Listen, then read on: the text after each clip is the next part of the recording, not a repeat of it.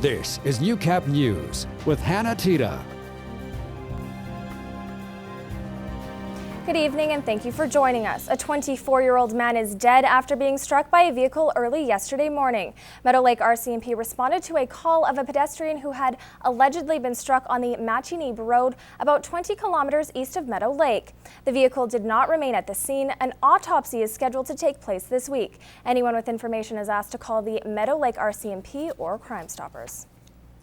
Well, St. Paul RCMP are asking for the public's help locating 20-year-old Alana Cardinal of Goodfish Lake, located about 70 kilometers northeast of St. Paul.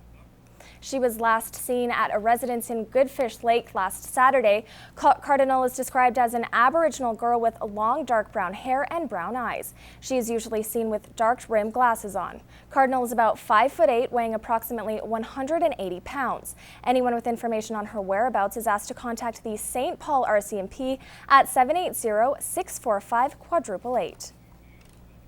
Well, in Onion Lake, RCMP are asking for the public's help locating 23-year-old Matthew Stanley. He is wanted for multiple offenses, including kidnapping, assault with a weapon, dangerous operation of a motor vehicle, flight from police, and failing to comply with his probation. Stanley is described as a First Nations male with short black hair. He is approximately 5'9", weighing about 150 pounds. Anyone with information on his whereabouts is asked to contact the Onion Lake RCMP or Crime Stoppers. Well, the city of Prince Albert is asking its residents to significantly cut back their water usage while cleanup of the massive oil spill into the North Saskatchewan River continues. The city of Prince Albert has enacted its Emergency Operations Center. The Husky oil spill was expected to reach Prince Albert sometime today as it continues to flow through the North Saskatchewan River. A pipeline near Maidstone ruptured on Thursday, causing about 250,000 liters of oil to leak into the river. A river barrier was put in place upstream from the Battlefords at Payton, but debris and high water levels caused the barrier to fail. The water treatment plant in Prince Albert will shut down before the plume of oil reaches the city. The plant has a 48-hour storage capacity. It's a good year for beef producers in Canada. Simmental cattle prices are up and bulls are selling more than ever. Many producers from all over made their way to our city for this year's Canadian Simmental Association National Classic. And as Josh Ryan explains, the convention was also a chance for youngsters to showcase their skills. There was plenty of good news for those at the 2016 Canadian Simmental Association Convention. Prices are up and a record number of bulls were sold across the country, but the symposium, foundation auction, and annual general meeting focused on innovation. Whether it be for them reproducing to replacement females, whether it be for replacement for bulls and bull calves, because that's where a lot of our breeders make their money, or whether it be to put pounds on the end of that feeder calf at the end of the year, to make sure that they're getting the most gain that they can for every pound of feed that goes into that animal. In correlation with the convention, the CKSA Classic gave 60 young breeders an opportunity to show their prowess with print marketing, fitting, and more. You get the chance to come out and showcase their cattle and get some team building skills. It's great for networking with young breeders, getting them to kind of meet each other across the country, and also get talking to some of these senior supporters that help us out so much. The weekend also brought in international members of the Simmental community who were impressed with the inclusion of youth. They are working as an association with the kids and all the family.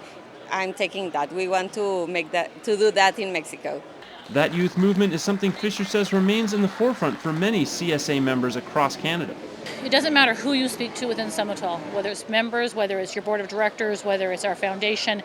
Youth is where we put a lot of our time and money because that's our future. And those youth members are going to be the leaders of tomorrow. And based on the representation this weekend, confidence in those young breeders is only growing. We have a very strong board, and I'm very, very proud to say that they've come a long way and they'll continue to go further with the support of everybody involved in CSA. Josh Ryan, Newcap News. This is Newcap Sports with Brett Morton. The sixth stop of the 2016 Saskatchewan Motocross Provincial Circuit was in the Border City on Sunday at the Bachman Memorial Raceway.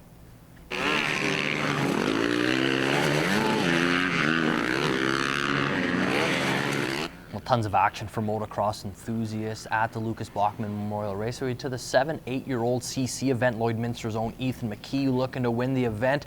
Already on top after the first heat. Well, he doesn't jump into the lead until after the first corner, and look at this little guy go. Zoom out there, kind of can't really see it, but he does pass the guys around that corner, and he is off to the races, and he is out ahead of the pack. Everybody is chasing him. McKee just about to finish his final lap here, and no one is even close to him. He's even lapped some of the other riders. He will take the second heat as well and finish in first in the 7- and 8-year-old CC event. Other riders from the Border City competing was Brendan McKee and Chase Haben, both in the 85cc event. Charity Bachman, Brooke Schroeder, and Brittany Jazowski in the ladies event. Jesse Royan in the MX 1 and 2 division, and Blake Ostachuk and Braden Jazowski in the MX3 division. The Lloydminster Peewee AA Twins went 1 and 3 at the Tier 1 Saskatchewan Baseball Provincials over the weekend. With over half the roster eligible to return next season, the Twins are already looking forward to next year. So exciting. The players are already talking about it, and it was just yesterday that our season really finished. The coaches, we're excited by the possibilities that we have. Yeah, it's just, there's just so much possibility. There's so much hope. The Twins were in every game throughout the provincial tournament, but couldn't get those timely hits, and it costed them.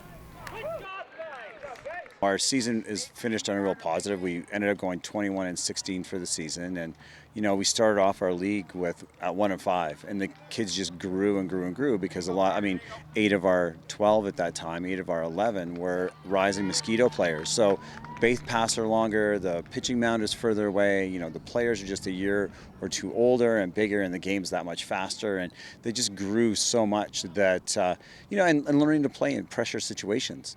I think they're going to take this away, and next year will be a team that should be a team to be reckoned with.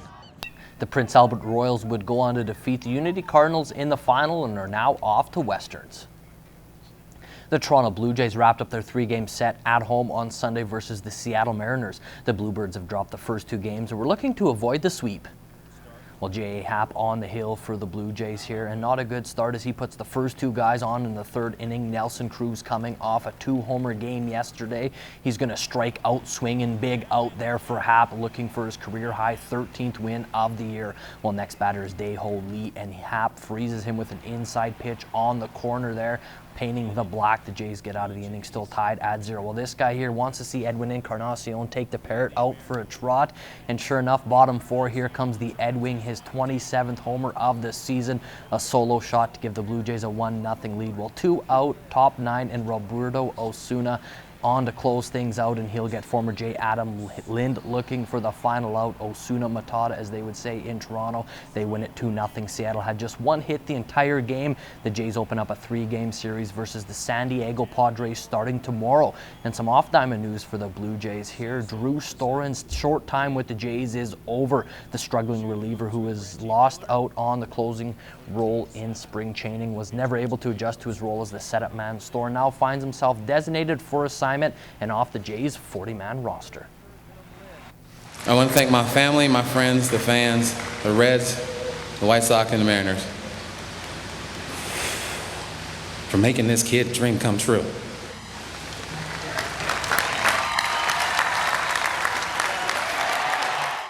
Gotta love it, the kid wearing his cap backwards, that's how he's best known. Junior earned 99% of the votes, the highest percentage ever after his storied career, joining Griffey in the class of 2016 is catcher Mike Piazza, who hit 396 of his 427 career home runs as a backstop, the most ever for that position.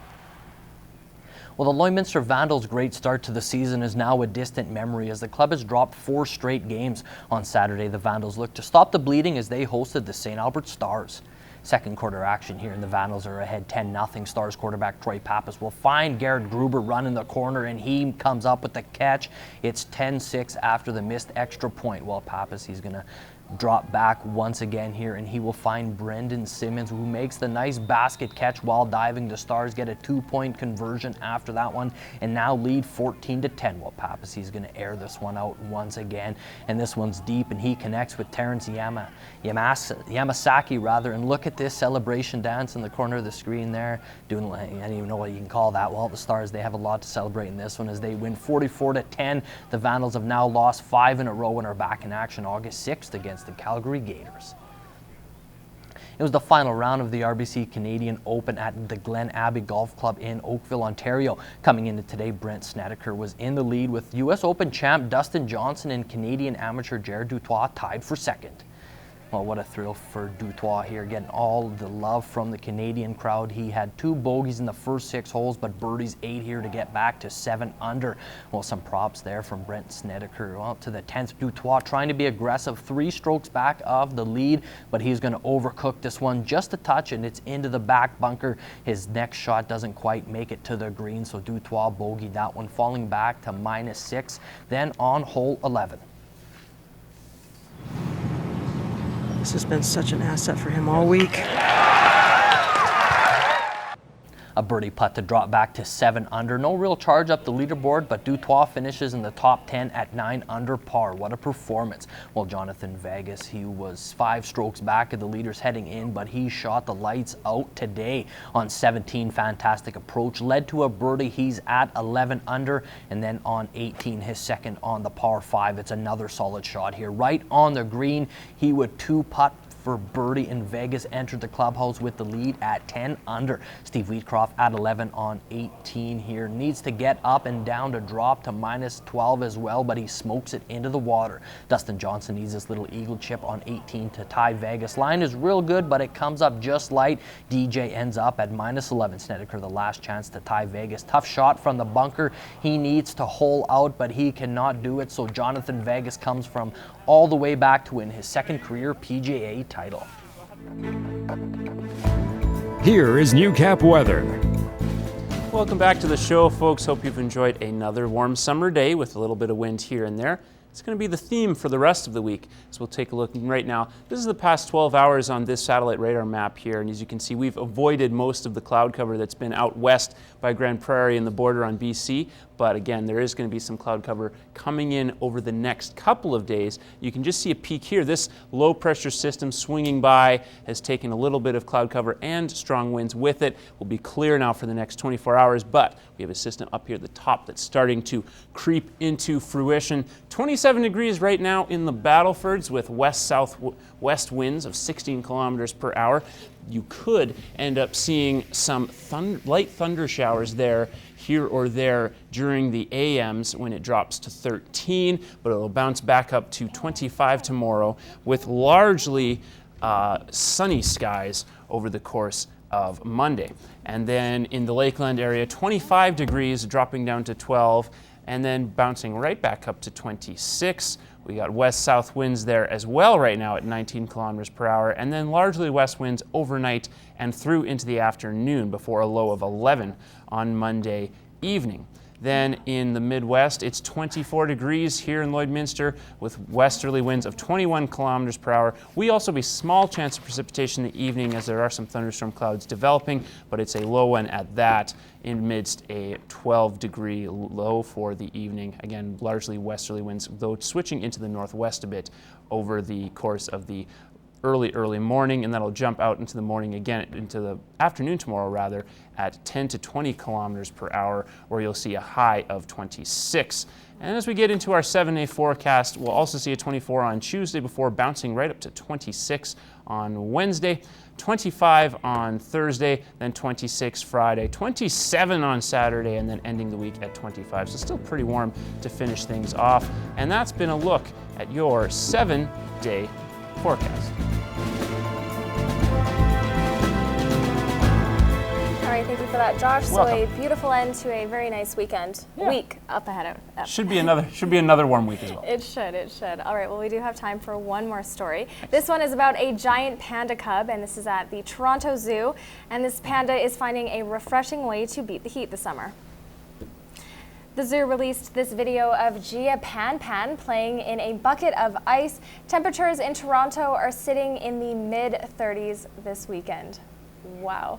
It was so hot. How cute is that, though? Obviously not 30s like too Toronto, many because pandas. it's super hot there, but it was hot in Lloyd. I would think about sitting in a bucket of ice. You know how nice that'd be? That'd be so nice. And think of how hot the panda is too, because that fur is just an extra layer of insulation. Oh, He's waving to us. So cute, though.